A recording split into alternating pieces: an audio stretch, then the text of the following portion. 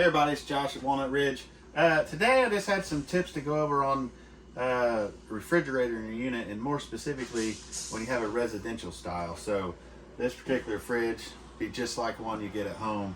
It's just a GE regular old 110 volt compressor style refrigerator. But there's a couple things that make it unique when you have it in a camper that you got to try and remember. With your old classic absorption style fridge that used to be in just about every camper, they had drains that go outside to get the moisture out of it. They work a little different. They don't have a compressor, so they would have taken longer to cool down or draw the heat out of that box. But when you get a residential style, these are typically in a house. They sit there, they don't ever really get turned off. So any moisture that you might get inside of it, if it does happen to get out of it, usually will end up in a pan on the bottom that can then evaporate, and you don't have any problems. You don't typically see water coming out on your kitchen floor around your fridge.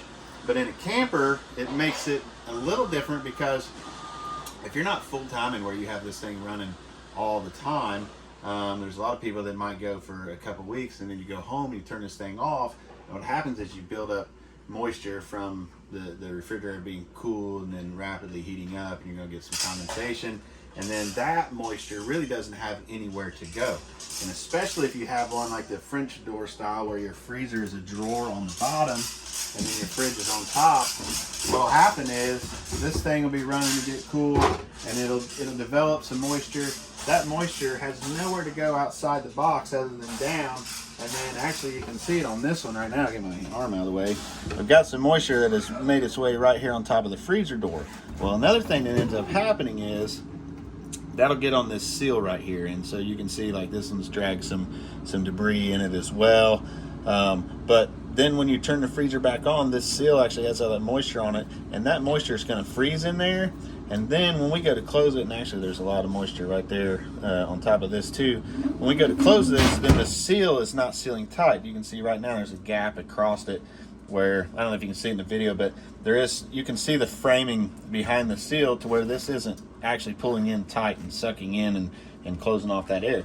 So what happens is that allows it to draw air in while the refrigerator is running, and then we start frosting up inside there, which just completes the cycle all over, or starts the cycle all over again. Now you have all that frost build up inside of there. When you go to turn this off, all of that is going to thaw out, turn back into the moisture, and then it's going to run down and possibly get on your side floor, or even the woodwork that is around the cabinet and stuff that's built around the refrigerator. So it's just something that you have to be mindful of, that when you get done using this, you're going to want to go in, wipe out all that moisture, clean those seals off, especially on the drawer, make sure they stay nice and clean. And it doesn't hurt to take just a very fine layer of like Vaseline or something you can just run on the seal, and that's going to help that seal to actually get a good tight seal, airtight seal whenever you're using the fridge. Hopefully prevent that moisture from forming in there and then running out. So just a tip, if you have a residential fridge, you're going to have to keep that in mind, that you can't just turn it on and forget about it. You're going to have to actually do some maintenance on it to make sure you don't end up with problems like we have on this one. So hopefully that'll help you guys. Thanks.